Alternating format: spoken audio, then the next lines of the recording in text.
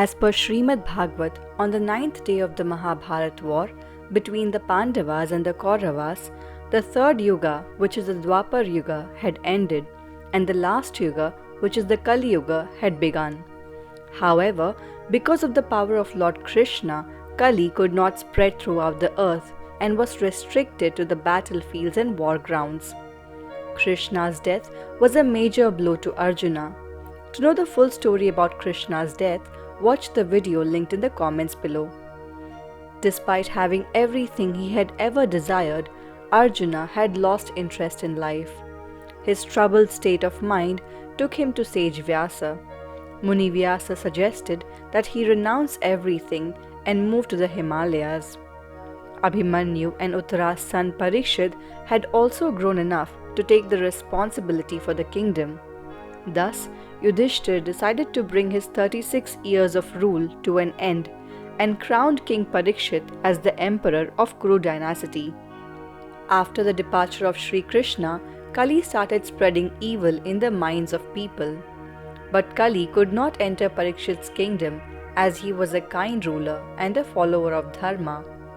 Once, when King Parikshit was returning to his capital, he saw an ox standing with only one leg and a cow standing nearby gazing at him. They were talking to each other like human beings. The cow said to the ox that as long as Krishna was alive, all four of his legs, representing penance, charity, purity, and truth, were safe. But now that three of his legs were broken, he could only walk on the strength of truth. With the onset of Kali Yuga, his fourth leg would also be broken. As they were conversing, Kali Yuga came in the form of a Shudra and started beating the ox and the cow. The king, who was watching all this from a distance, could not bear to see this gruesome sight and immediately came to rescue the ox and the cow. He wanted to know who these animals were. The ox and the cow disclosed their real identities. They revealed that Dharma was standing in front of him as an ox, and Bhakti had taken the form of a cow, both of whom were deeply hurt by the arrival of Kali Yuga. The Shudra was none other than Kali Yuga himself. They explained to the king that their bodies had grown old and weak after the demise of Lord Krishna, as with the rise of Kali Yuga, people had slowly started malicious activities and were moving away from the path of Bhakti and Dharma. The king was told that the four legs of the ox were the symbols of Satya, meaning truth, Daya, meaning sympathy, Tapa, meaning penance, and Dan, meaning donation. But because of the prevalence of Kali Yuga, three of his legs were cut off. Dharma had lost three legs and was only surviving on Satya, which was truth. The killing of the cow and the ox represented the retired state of Bhakti and Dharma. The king assured both of them that he would kill Kali Yuga right then and there, and he raised his sword to do so. A trembling Kali Yuga started praying for his protection and fell at his feet. He said to the king that the cycle of Yuga was created by Lord Brahma himself.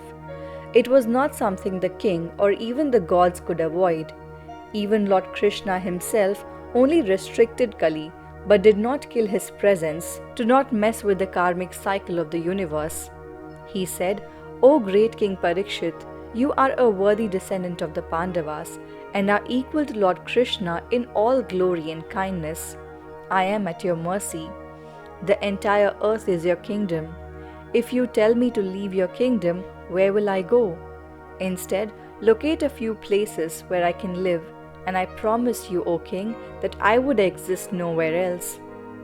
Hearing this, the king said that Kali Yuga can reside at places where these four sinful acts happen. Those were places where gambling takes place, places where illicit sex is performed, places where hinsa or violence prevails, and places where liquor is consumed. Hearing this, Kali Yuga realized that none of these existed in the kingdom of Parikshit. He tricked the king and asked him for one more place, as he found these four insufficient for his survival. At this, King Parikshit instructed him that he can stay in gold too. Kali Yuga was satisfied and left thanking the king. Kali Yuga was biding his time and waiting for a chance to enter the palace of Parikshit. As destiny would have it, once King Parikshit went to the state treasury and saw the golden crown of Duryodhan. The moment he wore that crown, Kali Yuga entered his mind. The king, unaware of this, decided to go hunting and went towards the forest. Chasing the deers in the forest, he went deep into the forest and lost his way. He was tired, hungry, and thirsty. In this pitiable condition, the king entered into sage Shamik's ashram, but found the sage in deep meditation. He bowed to him several times and sought for some drinking water. However, there was no response. An angry and upset king took a dead snake and placed it around the sage's neck. Later, when Shringi, the sage's son, returned to the ashram and saw the dead snake around his father's neck, he cursed the person who placed it to die of a snake bite on the 7th day. When his father came out of his meditation, Shringi informed his father about the curse.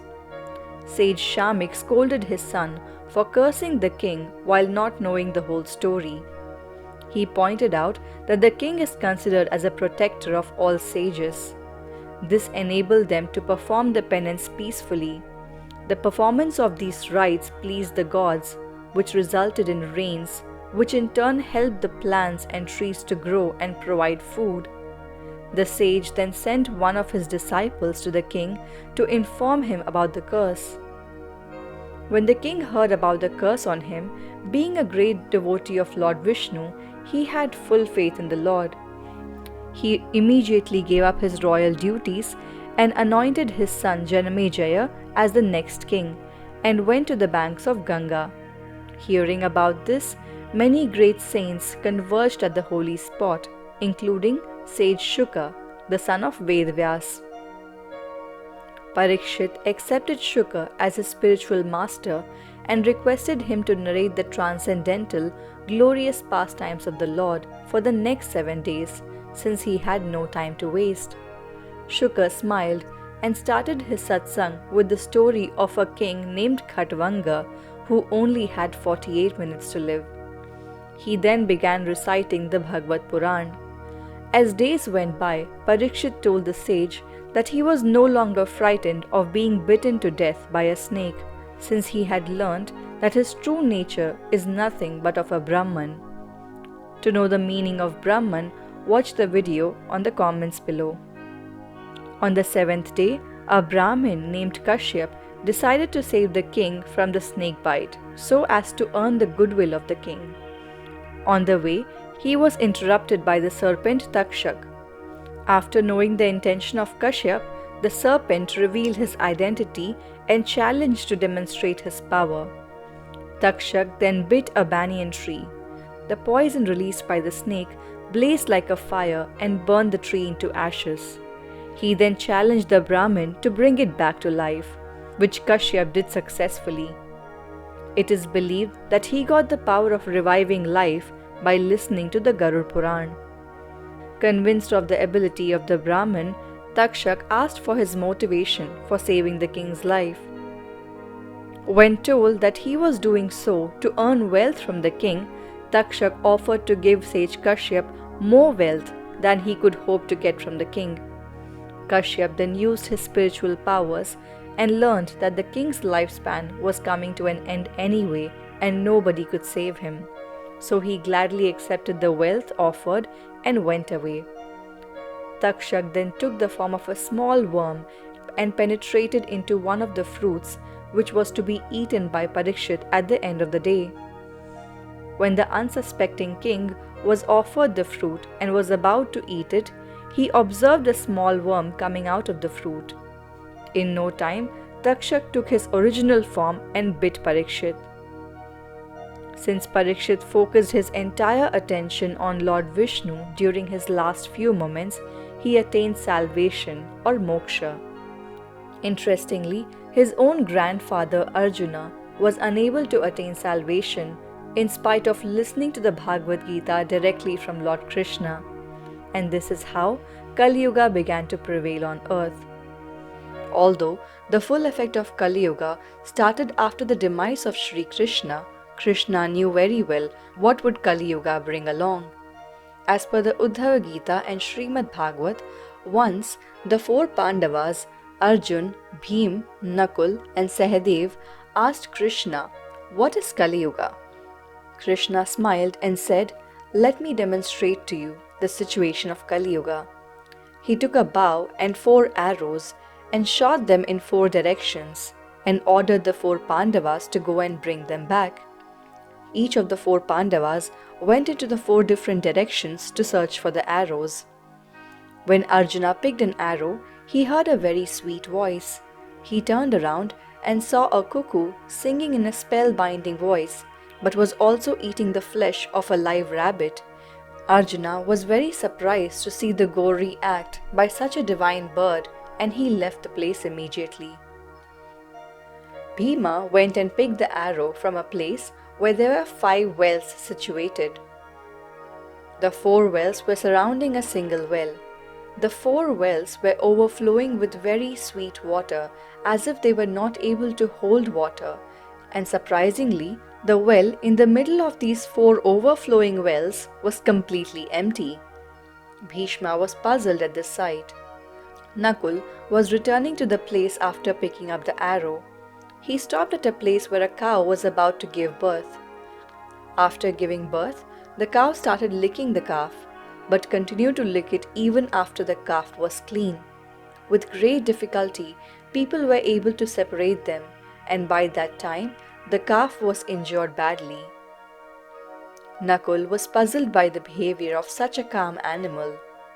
Sahadev picked an arrow which fell near a mountain and saw a big boulder falling. The boulder was crushing the rocks and the big trees on its way down, but the same boulder was stopped by a small plant. Sahadev was so amazed at the sight. The 4 Pandavas returned to Lord Krishna with the arrows. They placed the arrows at Lord Krishna's feet and requested him to explain the meaning of the mysterious sights that each of them had witnessed.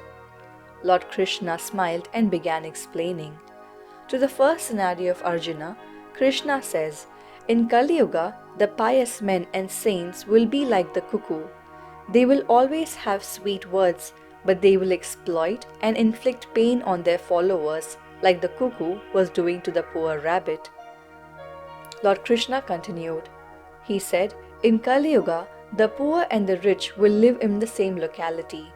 The rich will be overflowing with fortune, yet they will not spare a single coin to help the poor, like the dry well received not a drop of water from the surrounding wells that were overflowing with water."